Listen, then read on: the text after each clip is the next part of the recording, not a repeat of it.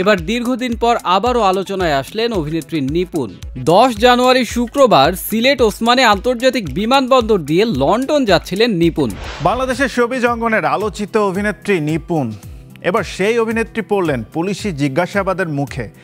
বিদেশে পাড়ি জমাতে চেয়েছিলেন তিনি। পুলিশের চোখ ফাঁকি দিয়ে চলে যেতে কি পথ অবলম্বন করেছিলেন এই অভিনেত্রী। গণমাধ্যমের সাথে কথাও বলেছেন তিনি। বিস্তারিত জানব।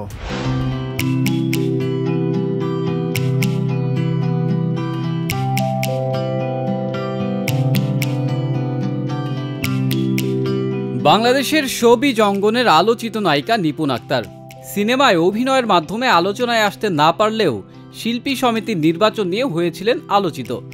নির্বাচনে দুর্নীতির অভিযোগ, সহকর্মীদের সঙ্গে নানাবিধ আচরণ ও মামলা নিয়ে দেশের মানুষের কাছে হন বেশ আলোচিত। এই অভিনেত্রী শুধু চলচ্চিত্র জগৎ নয়, রাজনীতির মাঠেও থেকেছেন উপস্থিত। বিগত সরকারের আমলে বেশ কয়েকবার তাকে আওয়ামী লীগের বিভিন্ন দলীয় অনুষ্ঠানে সক্রিয় থাকতে দেখা যেত। আওয়ামী লীগ সরকারের আমলে আলোচনায় থাকলেও খানিকটা নীরবতা পালন শুরু করেন এই অভিনেত্রী। এই নীরবতা পালন অবশ্য শুরু হয় 5 আগস্ট আওয়ামী লীগ সরকারের পতনের পর।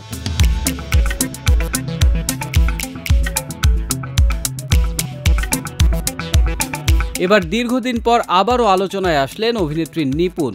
10 জানুয়ারি শুক্রবার সিলেট ওসমানী আন্তর্জাতিক বিমানবন্দর দিয়ে লন্ডন যাচ্ছিলেন নিপুণ। এ সময় তাকে ইমিগ্রেশনে আটকে দেয় গোয়েন্দা সংস্থা। বিভিন্ন সংবাদ মাধ্যমের তথ্য মতে দেশের একটি গোয়েন্দা সংস্থার আপত্তি থাকার কারণে নিপুণকে ইমিগ্রেশনে আটকে দেওয়া হয় এবং জিজ্ঞাসাবাদের মুখোমুখি করা হয়। একটি সংবাদ মাধ্যম থেকে জানা যায়, শুক্রবার সকাল 10:15 সিলেট থেকে বাংলাদেশ বিমানের BG201 ফ্লাইটটি যুক্তরাজ্যের হিথ্রো যাওয়ার কথা ছিল। ওই বিমানের যাত্রী ছিলেন চিত্রনায়িকা নিপুণ। যুক্তরাজ্যে যাওয়ার জন্য মুখে মাস্ক ও চোখে চশমা পরে ইমিগ্রেশনে উপস্থিত হন তিনি। এ সময় দেশের একটি গোয়েন্দা শাখার সদস্যদের সন্দেহে ইমিগ্রেশন কর্মকর্তাকে ওই যাত্রী সম্পর্কে জিজ্ঞাসাবাদ করার কথা জানান। তবে চিত্রনায়িকা নিপুণ আক্তারের পাসপোর্টে তার নাম নাসরিন আক্তার উল্লেখ করা ছিল। তিনি চিত্রনায়িকা নিপুণ আক্তার কিনা জানতে চাইলে নিশ্চুপ থাকেন তিনি। পরে গোয়েন্দা সংস্থার আপত্তিতে ইমিগ্রেশন কর্তৃপক্ষ তার যাত্রা বাতিল করে। ইমিগ্রেশন পুলিশের কাছে হস্তান্তর করা হয় তাকে।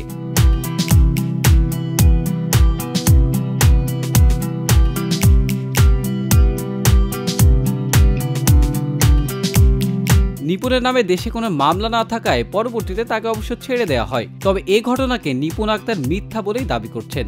একটি সংবাদ মাধ্যমকে তিনি জানান, তিনি বনানীর বাসায় আছেন এবং এই খবর ভুয়া। এর বাইরে এ বিষয়ে তিনি আর কোনো কথা বলতে চান না। আর এই বিষয়গুলো সবই ফালতু।